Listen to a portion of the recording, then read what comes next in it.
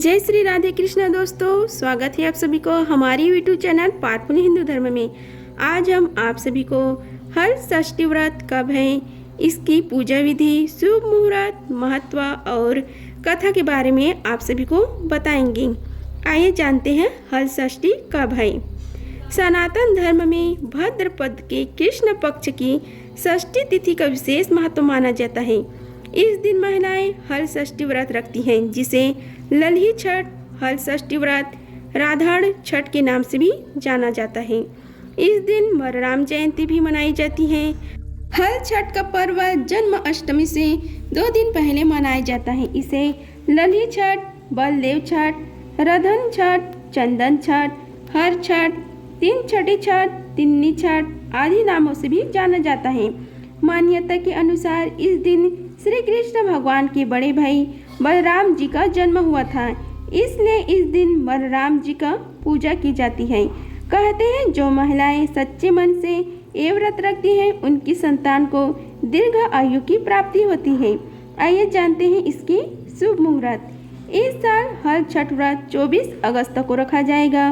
पंचांग के अनुसार हल षष्ठी व्रत का प्रारंभ 24 अगस्त की सुबह 7:51 पर होगा और इसकी समाप्ति 25 अगस्त की सुबह 5:30 पर होगी। अब हम आप सभी को हर षष्ठी की पूजा सामग्री के बारे में बताते हैं तथा इसमें कौन कौन सी चीज़ें यूज किया जाता है।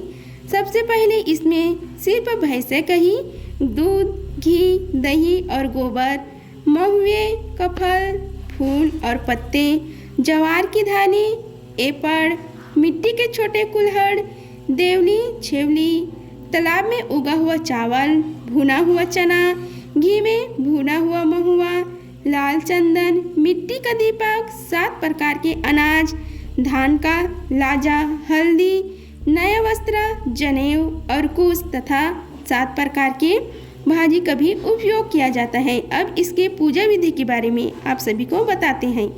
आइए जानते हैं हर षष्ठी की पूजा विधि के बारे में।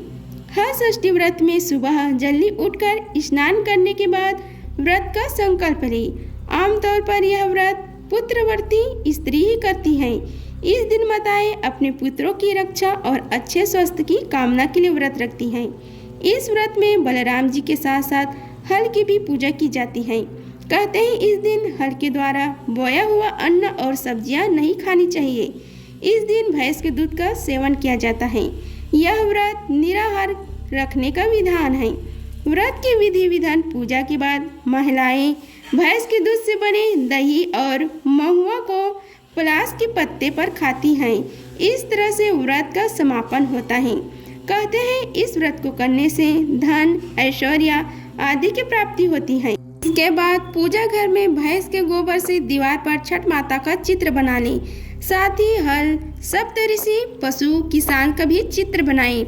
अब घर में तैयार एपड़ से इन सभी की पूजा की जाती है। फिर चौकी पर एक कलश रखें। इसके बाद भगवान गणेश और माता पार्वती की प्रतिमा को स्थापित करें और उनकी विधि विधान से पूजा करें। इसके बाद एक मिट्टी के कुल्हड़ में ज्वार की दाने और महुआ भरें। इसके बाद एक मटकी में देवली, छेवली रखें। फिर हल छठ माता की पूजा करें। इसके बाद कुल्हड़ और मटकी की विधि विधान पूजा करें। फिर 7 तरह के अनाज जैसे गेहूँ, मक्का, जौ, अरहर, मूंग और धान चढ़ाएं। इसके बाद धूल के साथ भुने हुए चने चढ़ाएं। फिर आभूषण और हल्दी से रंगा हुआ वस्त्र भी चढ़ाएं। फिर भैंस के दूध से बने मक्खन से हवन किया जाता है। अंत में छठ की कथा पढ़ें और माता पार्वती की आरती उतारें। पूजा स्थान पर ही बैठकर महुए के पत्ते पर महुए का फल और भैंस के दूध से निर्मित दही का सेवन करें। याद रहे कि इस दिन बिना हल से जुते खाद्य पदार्थ खाए जाते हैं। हल षष्ठी व्रत महिलाएं अपनी संतान की लंबी उम्र और सुखी जीवन की कामना से रखती है। ऐसे मान्यता है कि इस व्रत को करने से संतान के जीवन के सारे कष्ट दूर हो जाते हैं। हर छठ व्रत का महत्व।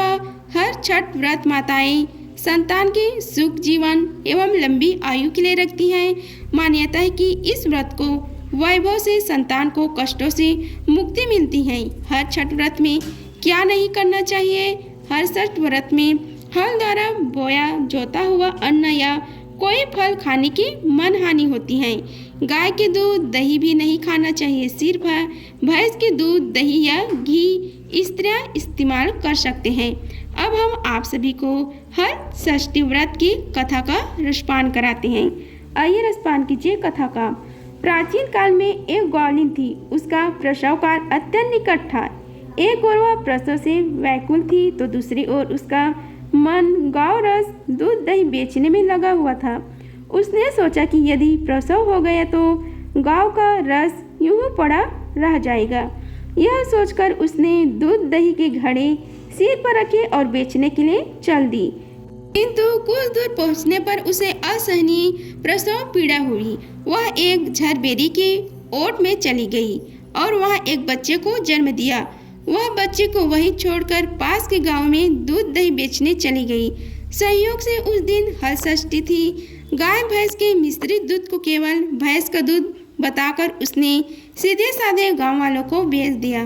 उधर जिस झरबेरी के नीचे उसने बच्चे को छोड़ा था, उसके समीप ही खेत में एक किसान हल जोत रहा था।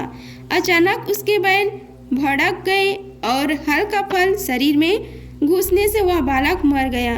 इस घटना से किसान बहुत दुखी हुआ, फिर भी उसने हिम्मत और धैर्य से काम लिया।